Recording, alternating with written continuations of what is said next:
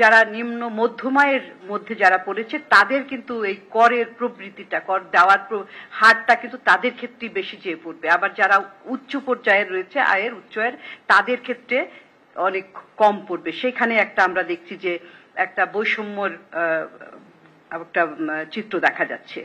আপনারা জানেন যে বাজেটের যে কাঠামোটা উপস্থাপন করা হয়েছে, এইখানে বাজেটের আকার সামান্য ছোট করা হয়েছে এবং তার পাশাপাশি যে বার্ষিক উন্নয়ন কর্মসূচি সেখানেও কিছুটা কাটছাট করা হয়েছে এবং বাজেটের আকার নিয়ে অনেক আলাপও হয়েছে অনেক দিন থেকে। সেটার অন্যতম একটা কারণ হচ্ছে যে আমাদের যে চলমান অর্থনৈতিক সংকট, অর্থাৎ উচ্চ মূল্যস্ফীতি, তারপরে হচ্ছে বিনিয়োগে স্থবিরতা কিংবা কর্মসংস্থানের সমস্যা এবং সর্বোপরি আরেকটা হচ্ছে যে রাজস্ব আহরণের সমস্যা, অর্থাৎ কম রাজস্ব আহরণ। এই প্রেক্ষিতে বাজেটটা এগুলো বিবেচনা নিয়েই এই অন্তর্বর্তীকালীন সরকারের অর্থ উপদেষ্টা বাজেটটাকে উপস্থাপন করেছেন বলে আমাদের কাছে মনে হয়। এই ঈদে জামা জুতো অ্যাকসেসরিজের ডিসকাউন্ট। কিন্তু একদিক থেকে আবার দেখলে যে বাজেটের আকার কি খুব ছোট, সেটা যদি দেখেন যে আপনি যদি রাজস্বের দিকে তাকান, রাজস্বের গত অর্থ বছরে যে রাজস্বের লক্ষ্যমাত্রা দেওয়া হয়েছিল সেটার চাইতে কিন্তু কমিয়ে 5,18,000 কোটি টাকা রাজস্ব আহরণের লক্ষ্যমাত্রা দেওয়া হয়েছিল এবং এটাকে এখন আগামী অর্থ বছরে 5,64,000 কোটি টাকা দেওয়া হয়েছে, যেটা কিনা লক্ষ্যমাত্রাটা 8.9%।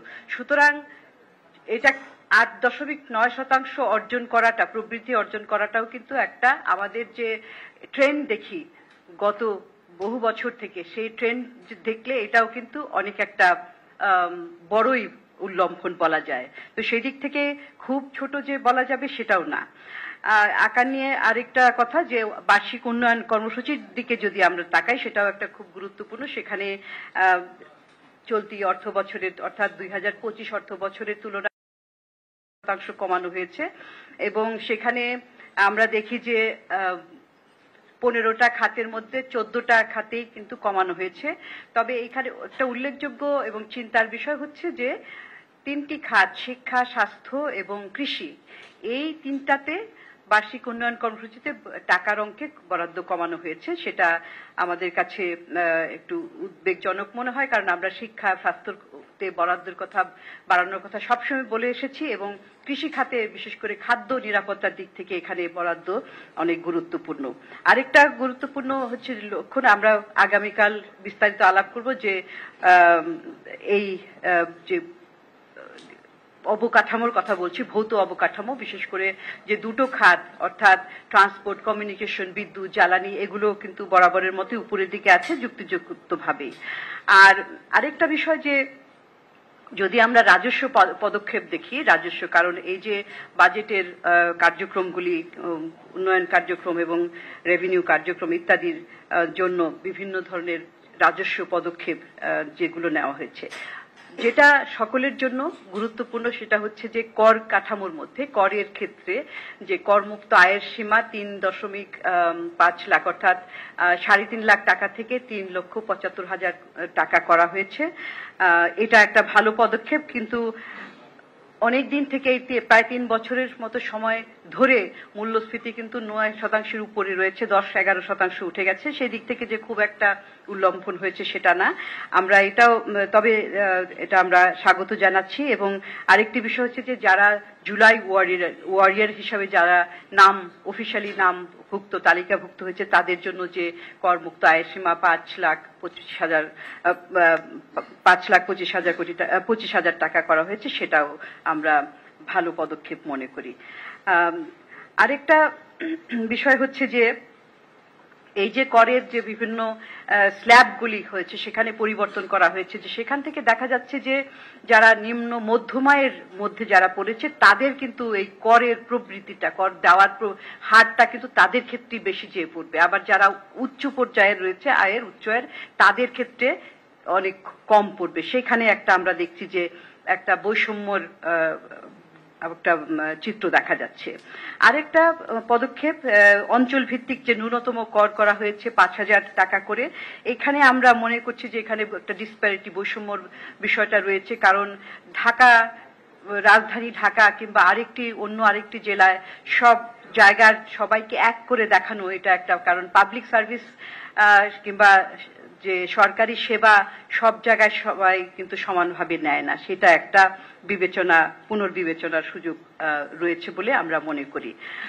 আরেকটা দেখা যাচ্ছে যে শুল্কের ক্ষেত্রে যৌক্তিকরণ করা হয়েছে এবং আমদানি প্রতিস্থাপক শিল্পগুলো এখানে এটা যৌক্তিকীকরণ করতে যে হয়তো এই কিছু কিছু শিল্প তারা চাপে পড়তে পারে, কারণ যখন বিশেষ করে মূল্যস্ফীতি বেশি, কস্ট অফ ডুইং বিজনেস বেশি, এটাকে শুল্কের যৌক্তিকীকরণ করতেই হবে। কারণ আপনারা জানেন যে বাংলাদেশ স্বল্পোন্নত দেশ থেকে বেরিয়ে যাবে, আস্তে আস্তে আমাদের কিন্তু ট্যারিফ রেশনালাইজেশন, ট্যারিফ কমানো এগুলোর দিকে নজর দিতে হবে।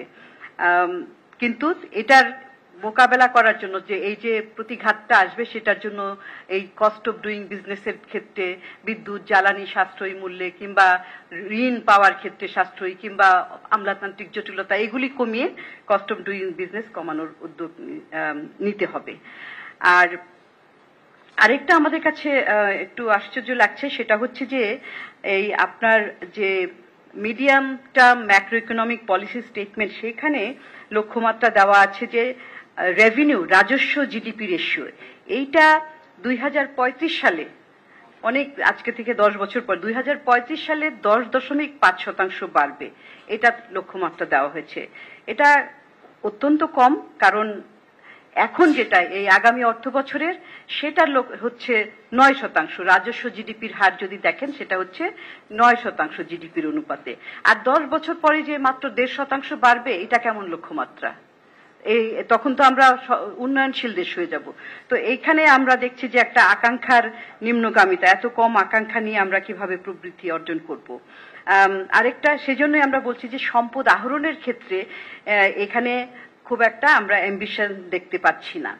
আর কিছু কিছু খাতের কথা আমি বলেছি, শিক্ষা, স্বাস্থ্য, আর কিছু ভালো উদ্যোগ যেমন নেওয়া হয়েছে, যেমন ধরেন বিনিয়োগের ক্ষেত্রে যে ই কমার্সের সুযোগ সুবিধা এবং বিশেষ করে ই কমার্সটাকে একটা ফর্মাল সেক্টরে আনা, এখানে সেটাকে করের আওতায় আনার কথা, এবং বিনিয়োগের ক্ষেত্রে বিশেষ করে পাবলিক প্রাইভেট পার্টনারশিপের অধীনে যে 5,040 কোটি টাকার একটা ফান্ড গঠন করা হয়েছে, সেটা একটা ভালো পদক্ষেপ। কিন্তু আমরা মনে করি যে আগেও এই পিপিপি মডেলের উদ্যোগ নেওয়া হয়েছিল, সেগুলো কিন্তু খুব একটা আগায় না। এখানে সরকারি ক্ষেত্রে অনেক সময় দেখা যায় আমলাতান্ত্রিক জটিলতা, একটু পিছিয়ে পড়ার, প্রাইভেট সেক্টর আবার খুব দ্রুত আগাতে চায়। দুটোর মধ্যে কিন্তু প্রাইভেট সেক্টরের তালের সাথে, স্পিডের সাথে তাল মিলিয়ে চলতে হবে, এটি একটি বিষয়।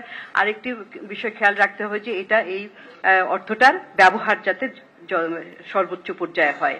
নারী উদ্যোক্তাদের জন্য 1,000 কোটি টাকার যে ফান্ড করা হয়েছে, সেটাও আমরা স্বাগত জানাচ্ছি।